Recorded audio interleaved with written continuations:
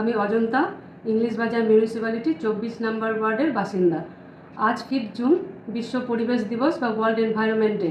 আপনাদের পরিবেশ দিবসের অনেক অনেক শুভেচ্ছা। এটি মূলত জাতিসংঘের উদ্যোগে পরিবেশ সচেতনতার জন্য একটি সবচেয়ে বড় দিবস। 1972 সালে এটি প্রথম প্রতিষ্ঠিত হয়েছিল এবং তার পরের বছর 1973 সালে স্টকহোমে the only one earth theme দিয়ে এটা শুরু হয়।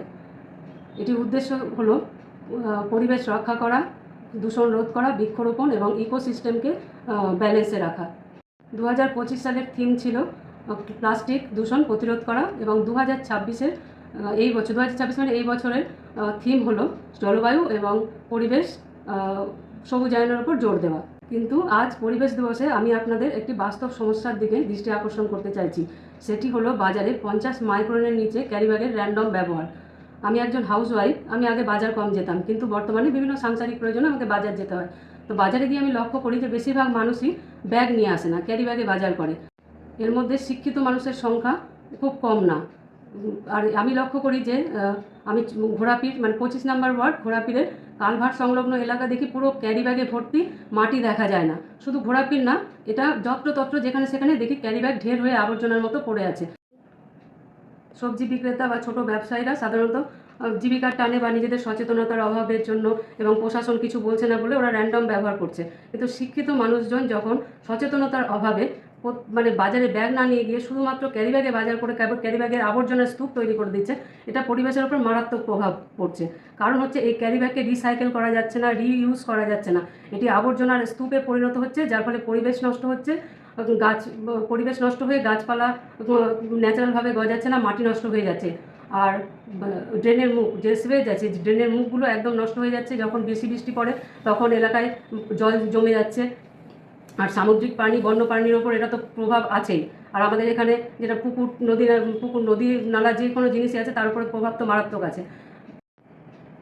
এ সম্পর্কে কাউকে যদি কিছু বলি, সবাই কেমন যেন নির্বিকারভাবে তাকিয়ে থাকে, যেন মনে হয় আমি অন্য গ্রহের জীব। কিন্তু যা গরম পড়ছে, মানুষ এসি ছাড়া থাকতে পারছে না, কারণ গাছপালা ভীষণ কম। কিন্তু এসি কি সবার বাড়িতে আছে বা সবাই লাগাতে পারছে? তো যাদের বাড়িতে নাই, এত গরমে তারা কি মারা যাবে? তাদেরকে কি আমরা বা আপনারা নিজেদের বাড়িতে নিয়ে যাব? কোনোটাই করবো না। তাহলে মানে এটার উপায়টা কি? এত কথা বলার কারণ হচ্ছে যে কোনো কিছু হলে আমরা মোমবাতি জ্বালিয়ে প্রতিবাদ করতে চলে যাই, তারপর মিটিং মিছিল করি, কিন্তু প্রকৃতি মায়ের জন্য আমাদের কোনো সচেতনতা নাই, শিক্ষিত মানুষের মধ্যেও নয়। আর শিক্ষিত মানুষ যে সেটা সাধারণ যারা জানে না তাদের উপরে ছড়াবে, সেটাও তাদের মধ্যে একদমই দেখছি না। 25 নম্বর ওয়ার্ডের কাউন্সিলর কাকুলি কর্মকার এবং মাননীয় মিউনিসিপ্যালিটির চেয়ারম্যান মাননীয় কৃষ্ণেন্দু নারায়ণ চৌধুরীর কাছে আমার এটা অনুরোধ যে আপনারা নিজের ওয়ার্ডে 50 মাইক্রনের নিচে যে ক্যারিব্যাগ ব্যবহার হচ্ছে, র্যান্ডম ব্যবহার হচ্ছে, তার প্রতিরোধ করার চেষ্টা করলে পরিবেশ মায়ের অনেক উপকার হবে।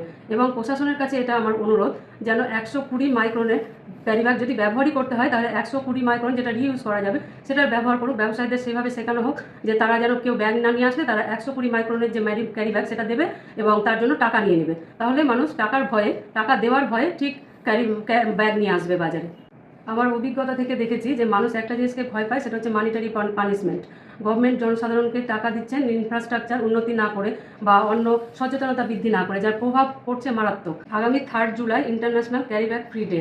আমাদের মাননীয় কাউন্সিলর সুতপা দাস ঘোষ মহাশয়ের নিকট আমার অনুরোধ যে এই উদ্দেশ্যে কিছু ব্যবস্থা নেই, তাহলে আমরা তার সাথে ছিলাম এবং আছি, থাকবো।